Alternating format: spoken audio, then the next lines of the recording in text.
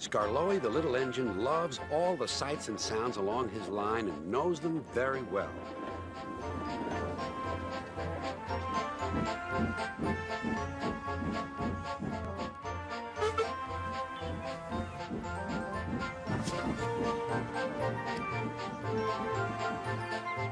One morning, soon after he returned from being mended, he was enjoying his journey more than ever before.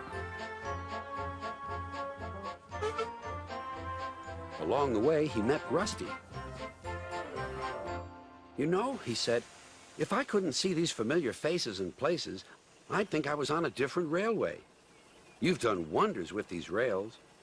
Rusty laughed. "I'm glad you're pleased. Manager said let's mend the track so well that he won't know where he is. And we did. And you didn't, if you take my meaning." Skarloey liked this hard-working diesel. "There's still one bad bit," warned Rusty, "just before the first station. An engine might come off there, particularly Duncan. He will rock and roll along the line. Look at him right now. I hope he doesn't hurt his passengers." "What's that about me? I'm a plain engine, and I believe in plain speaking. Speak up." Rusty warned Duncan about the bad bit of rail. "Huh. I know my way about. I don't need smelly diesels to tell me what to do." Rusty felt hurt. Duncan banged about the yard. Then he clattered crossly to the station. James was already there, waiting for him. "You're late," he snapped. "I know," said Duncan. "It's that smelly diesel's fault. Rusty tries to teach me how to stay on the rails and then goes off leaving me to find my own coaches." "You poor engine," sympathized James. "I know all about diesels. One crept into our yard and ordered us about. I soon sent him packing." Duncan was filled with admiration. He didn't know that James was boastful and sometimes didn't tell the truth. "Send Rusty packing! Send Rusty packing!" snorted Duncan.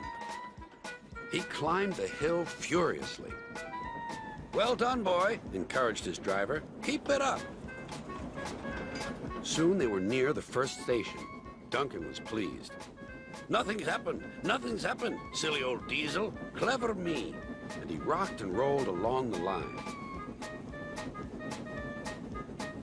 "Steady, boy," checked his driver. But it was too late. "Sleepers and ballast, I'm off." And he was. "I warned him," said Rusty. "But all he did was call me names." The little diesel refused to move. "I'm ashamed of you, Rusty," said Skarloey. "Think of the passengers. What are they going to do?" "Oh, I'd forgotten them. Yes, of course. We must help the passengers." And Rusty roared into life.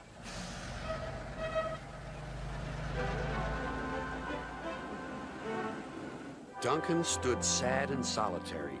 He couldn't rock and roll now. "Oh dear," he thought. "Everyone will know how silly I am." The passengers had to get out and help too. They weren't very pleased about that, but worked as hard as they could. They carefully levered Duncan back onto the line.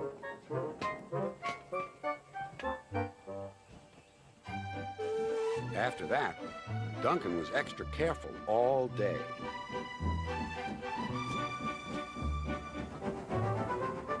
At last, evening came.